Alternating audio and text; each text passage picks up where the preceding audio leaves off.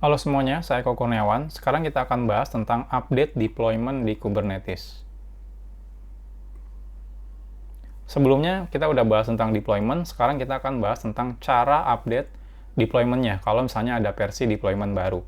Untuk update deployment, caranya sangat mudah. Kita hanya tinggal gunakan perintah apply lagi ya. Jadi yang sebelumnya udah kita bahas ya, apply itu bisa create atau update untuk mengupdate deployment terbaru. Saat deployment terbaru dieksekusi, secara otomatis deployment akan membuat replika set baru, lalu menyalakan pod baru. Setelah podnya siap, deployment akan menghapus pod lama secara otomatis.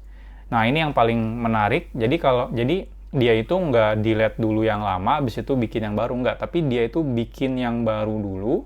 Setelah yang barunya itu sukses berjalan, yang lama akan di-delete. Dengan demikian, maka tidak ada yang namanya downtime ya, karena kita akan deploy yang baru dulu. Setelah yang barunya sukses, nah baru yang lamanya akan di delete. Proses ini terjadi secara otomatis sehingga tidak akan terjadi istilahnya downtime ya, ada waktu di mana aplikasi teman-teman tidak bisa diakses, itu nggak akan ada kejadian seperti itu. Nah, untuk deploy update ya, itu cukup sama perintahnya menggunakan apply, terus di sini deployment yang barunya.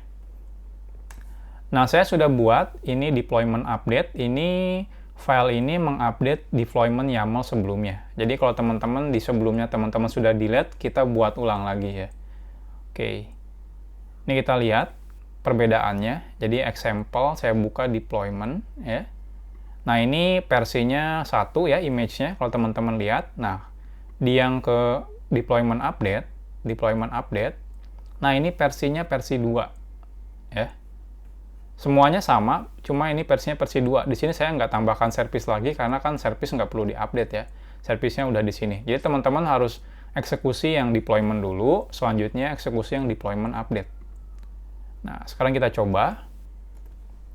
kubectl apply min-app example deployment YAML. Kita akan apply si deployment dulu yang pertama ya. Kita pastikan sudah jalan. Get all, atau bisa teman-teman get min-f ya, example deployment.yaml. Nah, ini keluar. Cuma yang keluar cuma deployment sama ininya, service-nya. Karena kan di dalam deployment ini cuma ada definisi ini. Nah, sekarang kita kalau misalnya get all, kubectl get all. Nah, ini udah running. Kita coba minikube service node.js web service. Nah, ini keluar application-nya versi 1.0 ya. Oke, selesai. Nah, sekarang kita ingin update ke deployment terbaru. Jadi, teman-teman cukup gunakan perintah kubectl apply min-f sama ya, example deployment update.yaml. Jadi, cukup seperti ini. Nggak perlu di-delete dulu yang lamanya. Enter. Nah, deployment node.js web reconfigured. Nah, kita cek get all. Nah, bisa lihat ya teman-teman. Nah, di sini ini ada 2 nih replika setnya sekarang. Ya. Dan di sini node-nya podnya mulai berjalan ya. Kita cek. Nah, jadi ada satu waktu, nah ini udah running semua nih yang baru, dan yang lama ini di terminate. Ya. Bisa dilihat. Saya clear. Ini di terminate, kita tunggu sampai selesai. Nah, kalau teman-teman perhatikan, ini replika setnya sekarang ada 2. Ini yang lama, sekarang karena emang ready-nya dikosongkan semua, makanya podnya dimatikan. Lalu ini yang baru, ya, dan ini ke yang baru ini. Nah, udah selesai. Jadi replika setnya itu yang lama tidak dihapus ya. Kenapa tidak dihapus? Nah, ini dibutuhkan untuk proses rollback sebelumnya.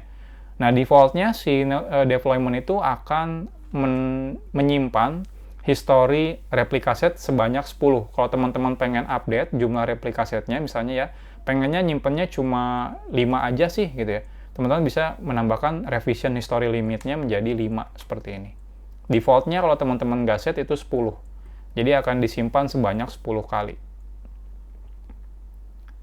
Nah, sekarang kita coba buka ini, saya refresh. Nah, ini sekarang application 2.0, jadi versi 2.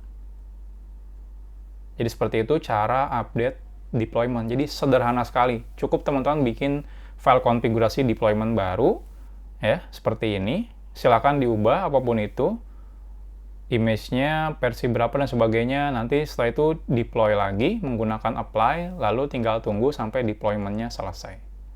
Jadi sangat sederhana sekarang ya kalau mau update aplikasi kita. Cukup menggunakan deployment.